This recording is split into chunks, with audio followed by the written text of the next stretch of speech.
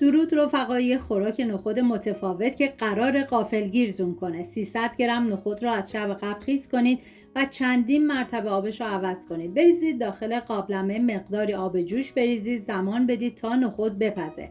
این غذا برای 4 نفر در نظر گرفته شده. شما بر اساس تعداد نفرات مواد رو کم یا زیاد کنید. 2 عدد بادمجون رو باید حتما کبابی کنید که به هر روشی که راحت هستید این کار رو انجام بدید. من گذاشتم روی گاز و بهش زمان میدم.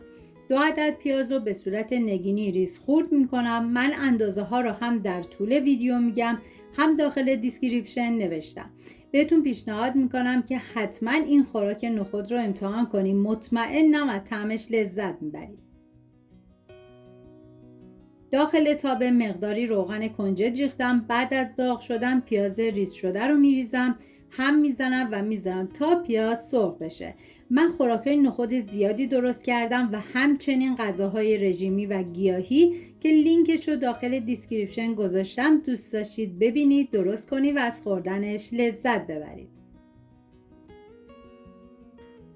1 عدد فلفل دلمه‌ای نیاز داریم که طبق ویدیو خورد کنید که من نصف سبز و نصف قرمز استفاده کردم. شما حتی میتونید از یک رنگ استفاده کنید که این دیگه کاملا سلیقه‌ایه.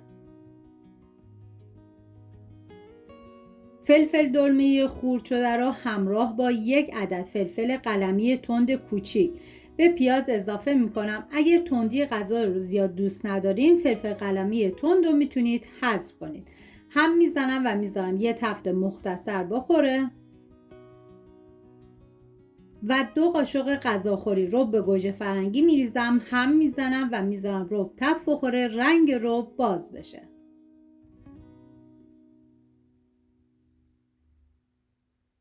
نوبت اضافه کردن ادویه هست، شامل نمک، فلفل سیاه، پودر زیره سبز و پاپریکا. هم میزنم، میذارم ادویه ها تفت بخورن، عطر ادویه ها آزاد بشه.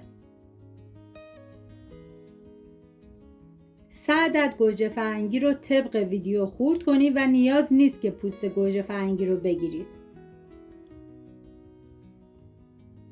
گوجه فرنگی خورد شده رو به بقیه مواد اضافه میکنم، هم میزنم.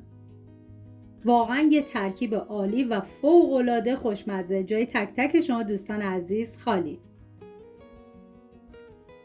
بادمجون بعد از اینکه کبابی شد من گذاشتم داخل یه ظرف. این کار باعث میشه که پوستش به راحتی کنده بشه. بعد از اینکه پوست رو از بادمجون جدا کردید، طبق ویدیو خورد کنید و بادمجون کبابی خورد شده رو به بقیه مواد اضافه میکنم، هم میزنم.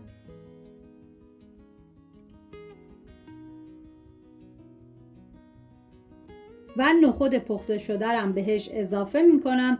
این خوراک نخود دقیقاً از اون غذاهاست که با یه بار امتحان میره تو لیست غذاهای همیشگیتون.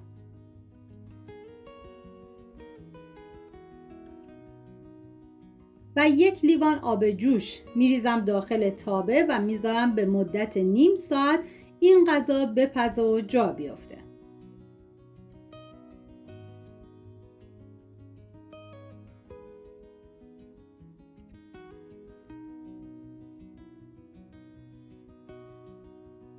تو این فاصله تا غذا میپزه میریم سراغ سبزی. نیاز به جعفری تازه داریم که ریز ریز خورد میکنم. خورد شدهش باید 5 قاشق غذاخوری باشه و مقدار خیلی کم برای تزیینم میذارم کنار. بعد از نیم ساعت که غذا آماده شد، جعفری خورد شده رو بهش اضافه میکنم، هم میزنم و میذارم به مدت 1 دقیقه دیگه این غذا بپزه تا مزه ها کاملا به خورد هم برن.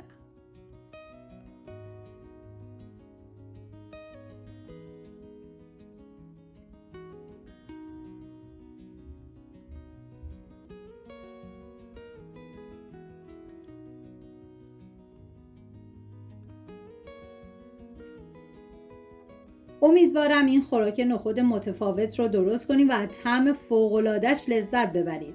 اگه خوشتون اومده ویدیو رو لایک و کانال رو سابسکرایب کنید تا ویدیوی بعدی رو از دست ندین.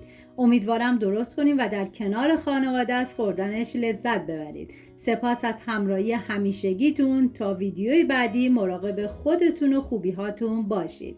تا درودی دیگر، بدرود.